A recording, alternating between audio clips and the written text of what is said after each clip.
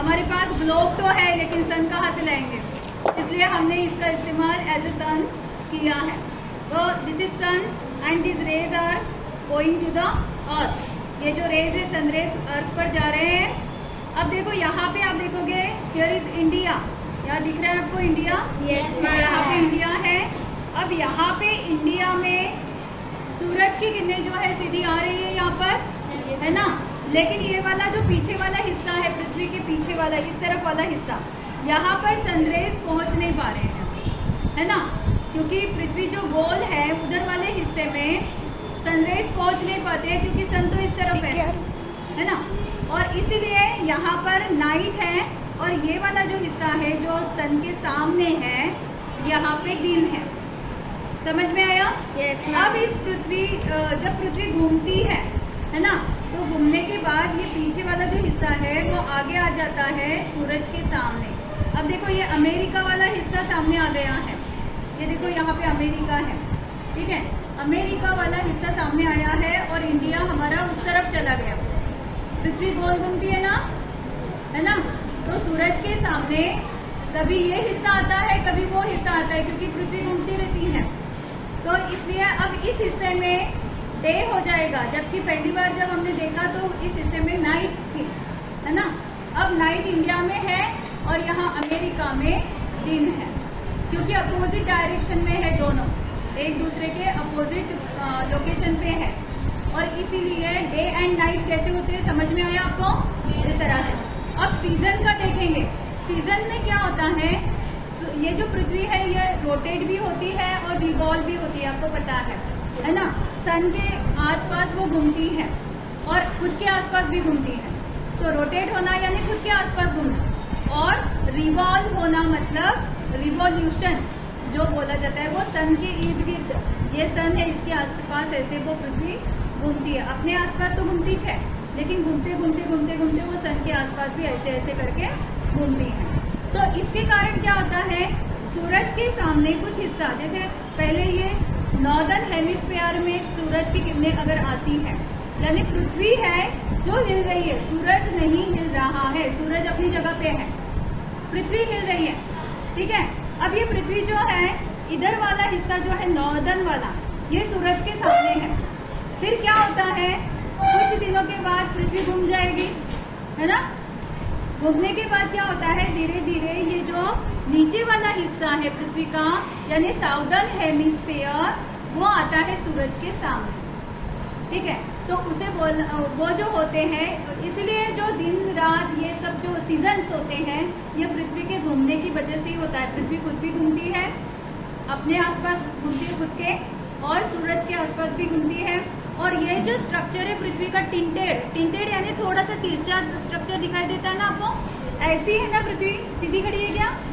ऐसी है, टिंटेड, उसे क्या बोलते हैं, टिंटेड। तो टिंटेड होने के कारण क्या होता है, उससे भी सीजन्स जो है उसमें चेंजेस आते हैं।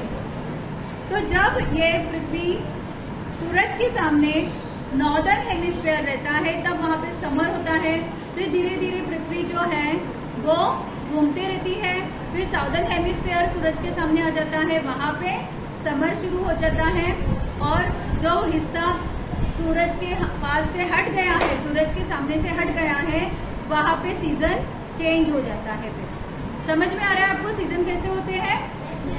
इस तरह से सीजन्स भी होते हैं। और डे एंड नाइट तो मैंने पहले ही आपको बता दिया है कि डे एंड नाइट कैसे होता है। अब तीसरी बात, मैं आज आपने टॉर्च ला ही लिया है, ये अभी आपके सिलेबस में इस लेसन में नहीं होगा, लेकिन मैं बता दूं, गिव मी बॉल। अब इस बॉल को हम मून समझते हैं, इस बॉल को क्या समझेंगे? मून। अब ये मून क्या करता है, कभी कभी ये पृथ्वी और इसके बीच में आ जाता है। पृथ्वी पे क्या दिख रहा है अभी? अंधेरा, शैडो आ गई ना। तो ये मून जब पृथ्वी के और सूरज के बीच में आ जाता है तो सोलर इक्लिप्स हो जाता है, सूरज दब जाता है ना, तो सोलर इक्लिप्स हो जाता है, ठीक है। अब कभी कभी क्या होता है कि ये जो पृथ्वी है, मून यहाँ पे है, मून के ऊपर जब सूरज की किरणें आती है तो मून दिखाई देता है हमें, है ना। कभी कभी क्या होता है, ये मून नीचे हो जाता है, पृथ्वी मून के और सूरज के बीच में आ जाती है, घूमते घूमते, क्योंकि मून पृथ्वी के आसपास घूम रहा है और पृथ्वी सूरज के आसपास घूम रही है। Moon is the satellite of earth, moon is the satellite of earth का वो उपग्रह बोला जाता है, उपग्रह यानी सैटेलाइट। तो ये जो मून है ये पृथ्वी का सैटेलाइट है, अर्थ का सैटेलाइट है। अब मून जो है वो पृथ्वी के आसपास घूमता है और पृथ्वी जो है सन के आसपास घूमते हैं। तो ये घूमने के चक्कर में कभी कभी क्या होता है कि पृथ्वी मून और सन के बीच में आ जाती है। तो ऐसे समय क्या होता है, ये जो मून है ये हमें इधर वालों को दिखाई नहीं देता, इधर वाले पृथ्वी की इस तरफ जो है ना उनको ये मून दिखाई नहीं देता है, जबकि मून होता है ना। तो थोड़ा सा दूर लेके जाओ बेटा। अब देखो ये पृथ्वी की शैडो जो है इसके ऊपर आ रही है ना, दिखाई दे रहा है आपको, इसकी शैडो आ रही है उसके ऊपर। तो जब ऐसा होता है तो लूनर इक्लिप्स होता है ना। जब मून को इक्लिप्स होता है तो वो लूनर इक्लिप्स होता है, और जो सन को इक्लिप्स होता है वो सोलर इक्लिप्स होता है। जब सन हमें दिखाई नहीं देता है किसी की शैडो के कारण। अब ये बॉल इधर लाओ, ये अगर इसके बीच में आ जाएगा, इधर से यहाँ ये बॉल आ गया यहाँ पे, ये सन है। अब क्या होगा, पृथ्वी की ये वाले हिस्से में मून बीच में आने के कारण सन दिखाई नहीं देगा, है ना। सन दिखाई देगा क्या, ये सन छुप जाएगा पूरी तरह से। तो हमें क्या लगता है कि सन पूरी तरह से ढक चुका है, सूरज होता है वहीं पे, लेकिन ये मून बीच में आ जाता है। अगर इसको हटा दिया जाए तो देखो बराबर उजाला आ जाएगा पृथ्वी पर, है ना, सन दिखाई देगा।